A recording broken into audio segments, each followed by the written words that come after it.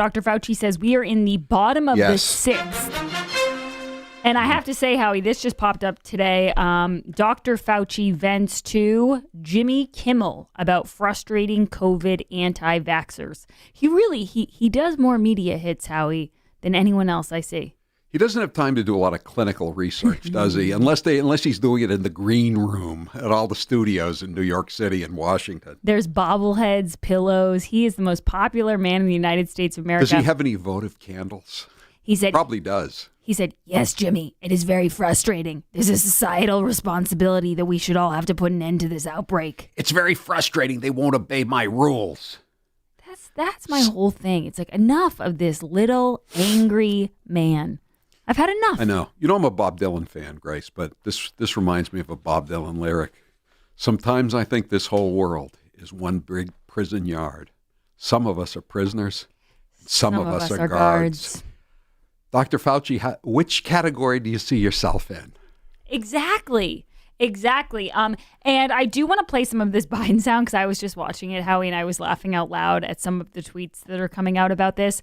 He's fading fast. But I wanted to really start Grace's news today with some awesome news. Are you ready for this?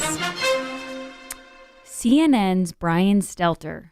Now, you know that today there was a lot of ratings news. There was news about the New Day on CNN not performing well, even after they moved Allison Camerata. Ratings lower than whale excrement. Exactly. There was also news about Anderson Cooper being the lowest guest host on Jeopardy. Yeah, it's like CNN's bad ratings are contagious. When they go to a different network, they bring the ratings in and infect everything on the other network. Yes, I would agree. But this one might just be the sweetest. CNN's Brian Stelter returns from vacation. Okay, so this is like a really highly anticipated. You know when you leave. How do you know Brian Stelter is on vacation? By the way, it's all he's doing is watching Fox and stuffing his fat face. Howard, that's not nice. Now, what I was going to say is he returns from vacation. Now, Howie, when you go away for like a week and you come back, everyone's pretty jazzed up that Howie's back in studio. Yeah. CNN's Brian Stelter returned from vacation to host lowest rated reliable sources of the year. But it gets worse. CNN's struggling media program Reliable Sources with Brian Stelter hit another low on Sunday with its smallest audience of 2021 as the liberal program has now failed to crack the 1 million viewer plateau for 5 consecutive weeks. I don't care if Humpty Dumpty is struggling. But this is the part. This is the Wally Pip of it all, okay? Yeah. To make matters worse for Stelter, his show performed better last week with the replacement, John Avlon. The Avlon hosted Isn't he relation to Frankie? The Avlon hosted edition of Reliable Sources averaged 907,000 for nearly a 100,000 viewer increase over Stelter's return.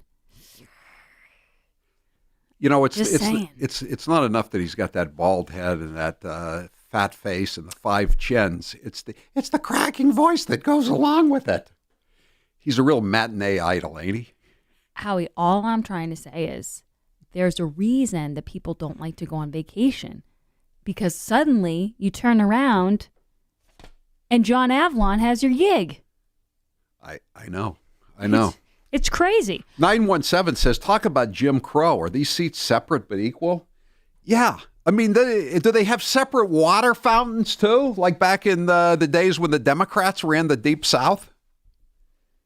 No, it's a good question. I mean, I just don't know how any of this stuff is going to happen. And the craziest part is how much a lot of Democrats want it to happen. Like, they're all for these vaccine passports, but they don't want IDs when you go to vote. And you know what else? They announced today is that barring any future outbreaks of mutants and variants and strains, they're going to allow Broadway to reopen on September 14th.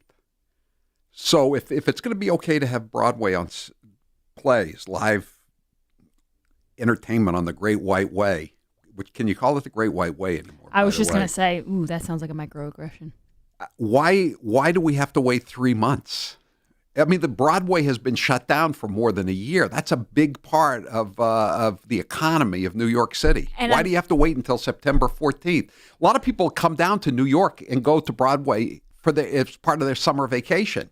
And I just want to say, It's so sad what happened to Broadway. It's so sad for all those actors. A lot of people, like, you have a year or two in Broadway where you're really up and coming, and a lot of people have just totally missed that year, and it's really sad. They're struggling, and they just don't seem to care. Broadway and restaurants have really seemed to just get the bum's rush from these politicians. It's like they don't care that they're struggling.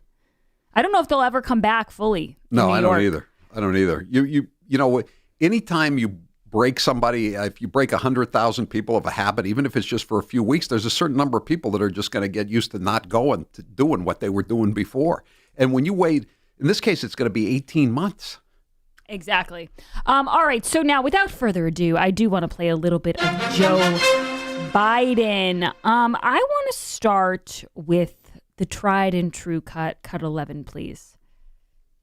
Now I come along, and the proposals that I'm suggesting are tried and true things like when you rebuild bridges, things get better. When you rebuild highways, when you don't have to, airports, ports, it all matters. It increases productivity. I didn't even know that was going to be such a good one, but that was a good pick by me. That was a good pick. Tried and true things, rebuilding bridges like the Tappan Zee, which is the new Tappan Zee is falling down, like London Bridge in the old nursery song. And you don't have to, airports and ports. Airports and ports. He's covering all the bases. He didn't say and, he said airports, ports. Port wine. Any port in a storm. There's another part of this that he got really angry. We notice that as these speeches tend to go on, he gets angrier and angrier, and it's to make a point. I think it's for the dramatics of it, but it never goes well. If only he'd had some tapioca pudding from Century House before he went out there, he might have been in a better mood. Oh, and Howie, you know what? You'll like this part because he once again goes back to that old, thing where he's lunch bucket Joe. This is cut 16. But I can affect the standard of living of the people I grew up with. If they have a job, I can make sure the standard of living of people I grew up with, if they have child care, can afford it, so 20 million women can be back in the workforce. This is just makes no sense to me. Joe, number one, most of the people you grew up with are dead. The ones who aren't dead are 95 years old, okay? But even more important, the people you grew up with, when inflation gets up to 15, 20% like it was in the late 70s, the last time they tried this kind of printing of currency around the clock, it affects like the people you grew up with. It affects poor people more than it affects the rich people. Right. Even more importantly than that, he's only getting 20 million women back in the workforce. That's a fraction of the 650 million that are out of work, right? That's true. Well, were there 650 was it million or so? I thought maybe it was 720 million. Something like that, yeah. I don't even know why you guys are arguing this. We all died during net neutrality. So there's 0 people on Earth right now. And lastly, I do want to play, it's Grace's News. I got to get a whisper in here. Joe Biden's the grandfathery, whispery president. Cut 17. So whether you agree with me or not, I think you understand what I'm saying. It's fair to say this is about making the average multimillionaire pay just a fair share. It's not going to affect their standard of living a little bit. Multimillionaire! Again, Joe has such a grasp of economics. No, Joe, it's not going to affect the average multimillionaire, but it is going to affect the average guy who works for the average multimillionaire, because the average multimillionaire isn't going to be able to hire as many of the average guys you grew up with 120 years ago. God. I know, it's really bad. And I'm not going to do this part, Howie, because I'll save it so you can do it later. But when he starts talking about how the Republican Party has a lot of issues, sometimes I think we all forget because he's so old and he's so feeble and you start to feel bad for him. Like your scorn turns to pity almost. I don't. Not me. When you hear cuts like this where he's framing it like the Republican Party's the problem and like, oh, I thought they'd have it together by now. He's such a jerk. I mean, I just don't want people to forget that. He's not a good guy. He's also extremely ignorant and stupid. Being stupid and being ignorant are two different things, but he's both. Double whammy. He's not very bright. And he hasn't learned a damn thing in his He's only been around for 93 6,000 years. years. In his 93 years on the planet. I don't know, to be clear. How many recessions has he lived through? How many recessions inspired by this kind of crazy government policy that he's promoting as if it's going to help people? It's insane. You're a lying dog-faced pony soldier. I know I am, but what are you? All right. You're a one-horse pony. Never yell crowd in a crowded theater. Thank Or you, wolf. Grace. Or Wolf, Howie. Or wolf. Right, exactly. I learned that from Lynn Cheney. All right. Thank you, Grace. I appreciate it. Of course. With everything that moms do, they deserve a lifetime's worth of thanks and appreciation. So don't wait until Sunday to surprise her with a Mother's Day gift, if you can even buy a Mother's Day gift by Sunday. Lock in your order right now and let her feel the love all week long with an early bouquet from 1-800-Flowers.com. Right now at 1-800-Flowers, my listeners can get 2 dozen multicolored roses for just $29.99. I've seen these roses from 1-800-Flowers, and they are great. They last a lot longer than almost any other flowers you get from anywhere else. And you know what, Howie? My mom was telling me today, my younger brother called her from California and said, Mom, what do you want for Mother's Day? And you know what she said? I don't want flowers. No, she said, nothing. And he said, okay, I'm writing that down. And I thought, you fool! Of course you want something. You got to get her flowers. Always a trap. Okay, I'm going to show her she's going to get nothing. But it's going to come back to bite you. Yeah. Even Joe Biden would be smart enough not to write that down. Yes, He knows don't better write it down. Even Joe Biden knows better than that. Mom wants something.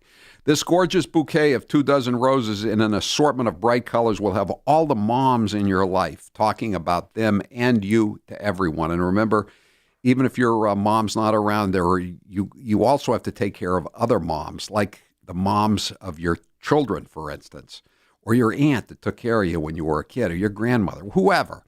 My 1-800-Flowers bouquet is on its way to the mailroom manager because she always says the same thing. She wants nothing, but I know what she wants. She wants a bouquet of roses. 2 dozen multicolored roses for $29.99 is an amazing offer, but prices will be going up, so order before today. This is your last day to get them at this price. The price is going up. 2 dozen multicolored roses for $29.99. Remember, Mother's Day is this Sunday, so take care of all your gifting needs right now with 1-800-Flowers.com. To order 2 dozen multicolored roses for $29.99, go to 1-800-Flowers.com, click the radio icon, and enter code Howie. That's 1-800-Flowers.com, code Howie. I'm Howie Carr. When Howie's on, every radio is a magic radio.